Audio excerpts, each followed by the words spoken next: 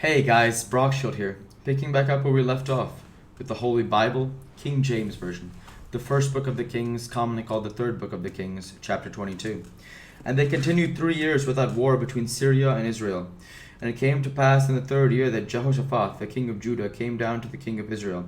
And the king of Israel said unto his servants, Know ye that Ramoth in Gilead is ours? And we be still, and take it not out of the hand of the king of Syria? And he said unto Jehoshaphat, Wilt thou go with me to battle to Ramoth Gilead? And Jehoshaphat said to the king of Israel, I am as thou art, my people as thy people, my horses as thy horses. And Jehoshaphat said unto the king of Israel, Inquire, I pray thee, at the word of the Lord today.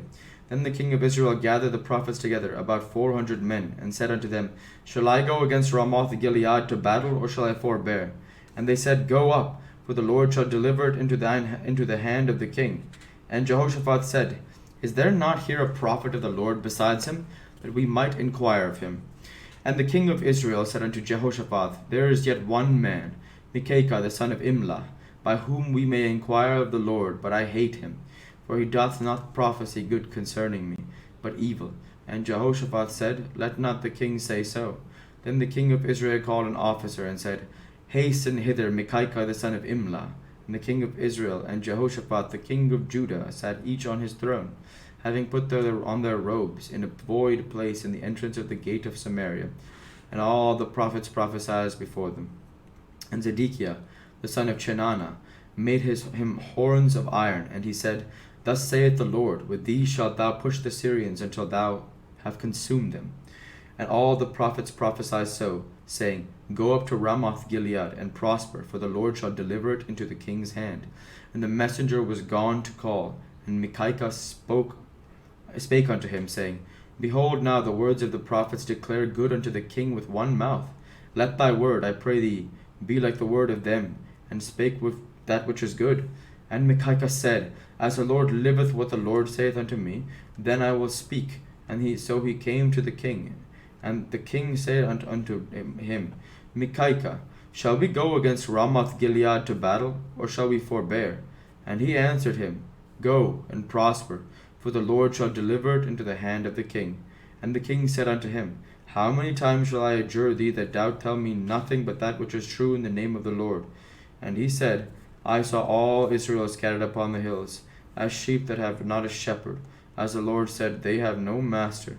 Let them return every man to his house in peace.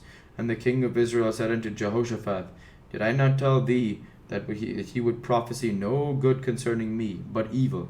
And he said, Hear thou therefore the word of the Lord. I saw the Lord sitting on his throne, and all the host of heaven standing by him on the right hand and on his left. And the Lord said, Who shall persuade Ahab that he may go up at the fall at Ramoth Gilead?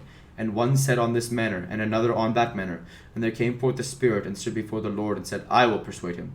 And the Lord said unto him, Wherewith? And he said, I will go forth, and I will be a lying spirit in the mouth of all his prophets.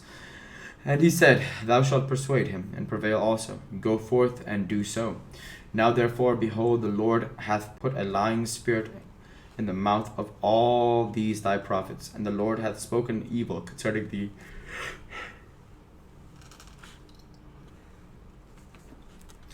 But Zedekiah the son of Chenaanah went near and smote Micaiah on the cheek, and said, Which way went the Spirit of the Lord from me to speak unto thee? And Micaiah said, Behold, thou shalt see in that day, when thou shalt go into an inner chamber to hide thyself. And the king of Israel said, Take Micaiah, and carry him back unto Amon the governor of the city, and to Joash the king's son, and say, Thus saith the king, Put this fellow in the prison, and feed him with the bread of affliction and with water of affliction, until I come in peace. And Micaiah said, If thou return at all in peace, that the Lord hath not spoken by me. And he said, Hearken, O people, every one of you. So the king of Israel and Jehoshaphat the king of Judah went up to Ramoth Gilead. And the king of Israel said unto Jehoshaphat, I will disguise myself and enter into the battle, but put thou on thy robes. And the king of Israel disguised himself and went into the battle. Now the king of Syria commanded his 30 and 2 captains that had rule over his chariots, saying, Fight neither with small nor great, save only with the king of Israel. And it came to pass, when the captains of the chariots saw Jehoshaphat, that they said, Surely it is the king of Israel. And they turned aside to fight against him, and Jehoshaphat cried out. And it came to pass, when the captains of the chariots perceived that it was not the king of Israel, that they turned back from pursuing him. And a certain man drew a bow at venture, and smote the king of Israel between the joints of the harness. Wherefore he said unto the driver of the chariot, of his chariot, Turn thine hand, and carry me out of the host, for I am wounded. And the battle increased that day, and the king was stayed up in his chariot against the Syrians, and died at even. And the blood ran out of the wound in the midst of the chariot. And there was a proclamation throughout the host about the going down of the sun, saying, Every man to his city, and every man to his own country. So the king died and was brought to Samaria. And they buried the king in Samaria. And one washed the chariot in the pool of Samaria. And the dogs licked up his hand and blood, and licked up his blood, and they washed his armor, according unto the word of the Lord which he spake. Now the rest of the acts of Ahab, and all that he did, and the ivory house which he made, and all the cities that he built, are they not written in the book of the chronicles of the kings of Israel?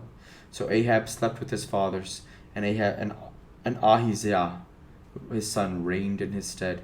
And Jehoshaphat the son of Asa began to reign over Judah in the 4th year of Ahab king of Israel. Jehoshaphat was 35 years old when he began to reign, and he reigned 25 years in Jerusalem. And his mother's name was Azubah, the daughter of Shihli. And he walked in all ways of Asa his father, and turned not aside from it, doing that which was right in the eyes of the Lord. Nevertheless the high places were not taken away. The people offered and burnt incense yet in the high places. And Jehoshaphat made peace with the kings of Israel and the king of Israel. Now the rest of the acts of Jehoshaphat and his might that he shewed, how he warred, are they not written in the book of the chronicles of the kings of Judah? And the remnants of the Sodomites which remained in the days of his father, and he took out the land.